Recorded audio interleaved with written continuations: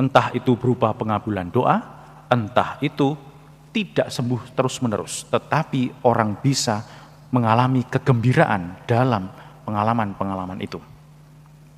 Itulah yang kita minta kalau pas kita anak domba Allah yang menghapus dosa dunia, kasihanilah kami. Anak domba Allah yang menghapus dosa dunia, kasihanilah kami. Itu harusnya kan terus diulang-ulang sampai kita sadar bahwa kita memang butuh kasihanilah, butuh pengasihan Allah. Lalu orang sampai pada titik terakhir, anak domba Allah yang menghapus dosa-dosa dunia, berilah kami damai. Siap untuk terima komuni kalau udah gitu. Siap untuk terima Tuhan. Siap untuk menerima pengalaman berkat Tuhan. Nah, sudah, sekarang coba kita renungkan. Kita ini berjuang sejauh mana? Apakah sejauh yang kita inginkan? Ataukah kita belajar mencari damai dalam keadaan apapun yang sedang kita alami?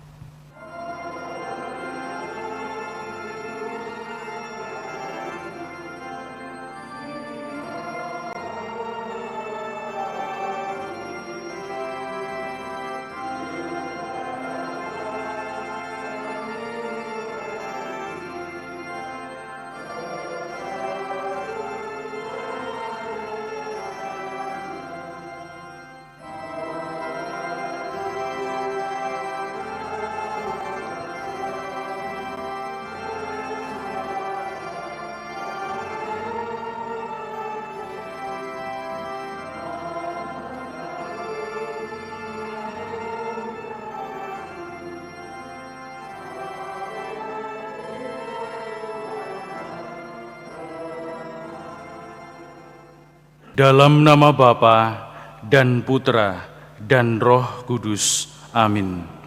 Rahmat Tuhan kita Yesus Kristus, cinta kasih Allah, dan persekutuan Roh Kudus bersamamu dan bersama rohmu.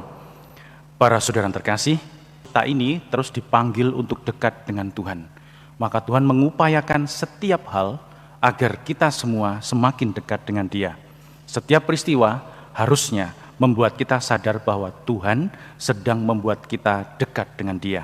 Nah, itu mari di awal Ekaristi ini kita hening dulu sejenak, kita melihat kembali hidup kita masing-masing, sejauh mana kita ini berani melihat Tuhan yang hadir dalam setiap peristiwa dalam hidup kita. Para saudara terkasih, beberapa kali orang selalu cerita gini, Romo, tadi naik mikrolet ngewebut ngeweri ya. Terus gimana Bu? Ya saya ndremimil Romo. Saya doa, salam Maria, Bapa kami tak sebut semua pokoknya wis. Terus saya bilang begini, iya, berarti itu ya supir angkotnya itu orang kudus. Kenapa? Mengantar jenengan lebih dekat dengan Tuhan. Dengan tindakannya itu orang bisa lebih dekat dengan Tuhan. Kalau penderitaan, kalau sakit, kalau kesusahan itu membuat orang ingat akan Tuhan, maka sebenarnya penderitaan itu pun bisa jadi jalan mendekatkan kita dekat dengan Tuhan. Kenapa ya? Ingat, kalau dengan pengalaman-pengalaman yang menyenangkan kita bisa lebih dekat dengan Tuhan, maka pengalaman menyenangkan itu mendekatkan kita dengan Tuhan. Artinya, entah pengalaman suka maupun duka itu menjadi jalan-jalan kekudusan bagi kita untuk sampai kepada Tuhan. Nah, kalau itu yang terjadi, maka tidak ada satu hal pun yang membuat kita jauh dari Tuhan. Nah, apa kalau gitu yang membuat kita jauh dari Tuhan? Kerap kali kita gagal menemukan Tuhan dalam hal-hal yang tidak kita inginkan itu. Gagal kenapa? Karena kita punya pikiran tersendiri tentang hal-hal itu. Oh, Tuhan tuh ada. Kamu kalau pengen punya anak itu ya, doa di sana loh. Di Gua Maria itu, wah panjur itu pasti wes. Itu ya di mana itu? Nanggulan terus naik terus. Nah, itu orang mau biasa bilang gitu. Terus nanti kamu ke doa sana, kamu akan terkabul itu. Doa ke sana. Enggak tuh, lah kan gitu jadinya kan. Sekali lagi saya selalu bilang begini toh, iman itu Pengalaman akan iman itu berkaitan langsung dengan rahmat. Rahmat diturunkan dan iman itu harus bergerak dari bawah. Maka tadi dikatakan dalam Injil, siapa saja yang menjamah jumbai jubah Yesus saja akan sembuh. Itu tidak tiba-tiba pokoknya jamah selesai, tidak. Dia harus berjuang dengan imannya. Bagaimana orang berjuang dengan iman tuh? Pada waktu dia sakit, tuh berdoa. Kalau doa sekali, 2 kali doa, 3 kali doa, langsung sembuh, itu artinya imannya objektif. Imannya bertumbuh karena pengalaman-pengalaman yang nyata-nyata dia alami. Wah, itu kuat tambah kuat. Tapi kalau udah mulai pengalaman kedua, ketiga, tidak juga terkabul apa yang dia inginkan, mulailah kita ragu-ragu. Mulailah kita bertanya, Romo, punya doa yang manjur enggak? Nah, kenapa? Karena yang kita doakan kemarin, kita rasa tidak manjur lagi. Kenapa enggak manjur?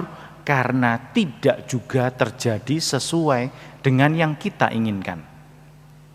Lalu kita mulai ragu-ragu, mulai mencari-cari bentuk-bentuk doa lain. Mulai mencari tempat-tempat doa yang katanya, apa nama itu? Sering orang terjadi mujizat situ.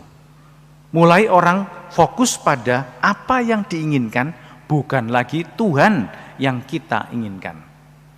Lalu Tuhan mulai terus memberi pengalaman-pengalaman yang memberi kita harus berpikir keras. Nah, ini kan berjuang nih.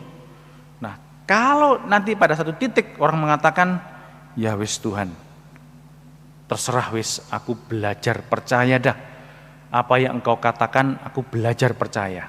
Apa yang jadi tak jalani. Udah mulai begitu, orang mulai berjuang dalam iman. Dia mulai belajar percaya. Iman itu bukan saya harus percaya. Enggak, bukan. Tapi ya, apapun yang terjadi, saya akan berusaha. Tetapi yang hasilnya nanti terserah Tuhan. Ini kan iman. Orang berusaha, tapi hasilnya terserah Tuhan. Lalu rahmat akan terus dicurahkan dan klop gitu loh. Ketemu dah ini, rahmat diturunkan, usaha manusia dalam iman itu ketemu di tengah pengalaman akan Allah. Entah itu berupa pengabulan doa, entah itu tidak sembuh terus-menerus, tetapi orang bisa mengalami kegembiraan dalam pengalaman-pengalaman itu. Itulah yang kita minta kalau pas kita anak domba Allah yang menghapus dosa dunia, kasihanilah kami.